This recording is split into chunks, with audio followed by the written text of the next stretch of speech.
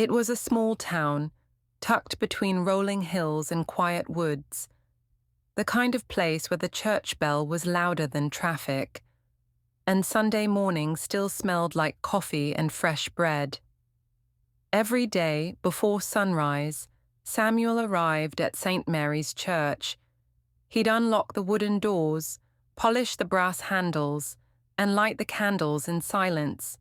He wasn't a preacher, he wasn't a deacon, just the janitor, the man who made sure God's house stayed shining. For 30 years he'd been there, never late, never unkind, always with a soft smile and a small joke for the children.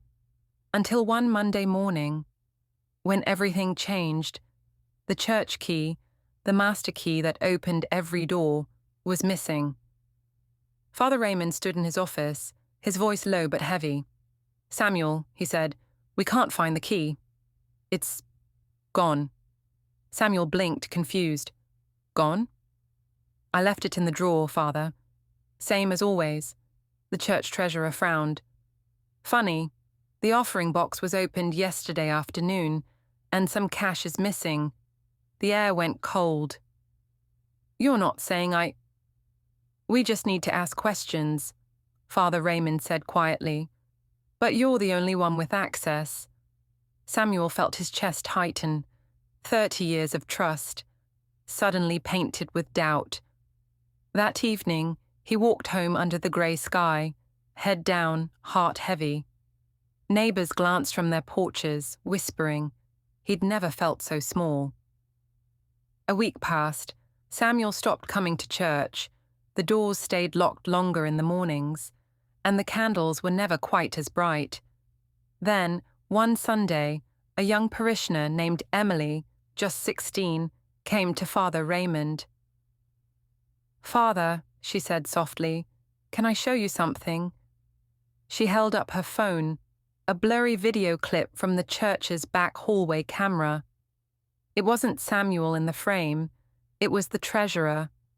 He was taking the money, quietly slipping it into his coat, then locking the drawer back with the key Samuel had left in the open box. Emily's voice shook. "I didn't want to tell at first, but I couldn't keep it anymore." Father Raymond watched the footage 3 times, and each time his heart sank deeper. He picked up the phone. "Samuel," he said, "come to the church. Please." When Samuel arrived, the church was empty, except for Father Raymond and Emily. The priest's eyes were full of regret. He showed Samuel the video. Not a word was needed. Samuel's shoulders shook, not with anger, but relief. "The truth," he whispered, "always finds its way home." That Sunday, Father Raymond stood before the congregation. His voice trembled as he said, "We have wronged a good man." And though forgiveness can't erase pain, it can start healing it. The church stood in silence. Then slowly, everyone began to clap. Tears filled Samuel's eyes, as the same people who once doubted him now reached for his hands. The treasurer confessed everything and left the town quietly. But Samuel stayed. He kept working at St. Mary's, polishing brass, lighting candles and smiling again.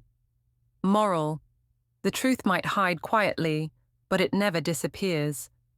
If this story touched your heart, leave a comment below and subscribe for more real-life stories about faith, honesty, and second chances. Because sometimes, even when the world doubts you, truth stands silently by your side, waiting to be seen.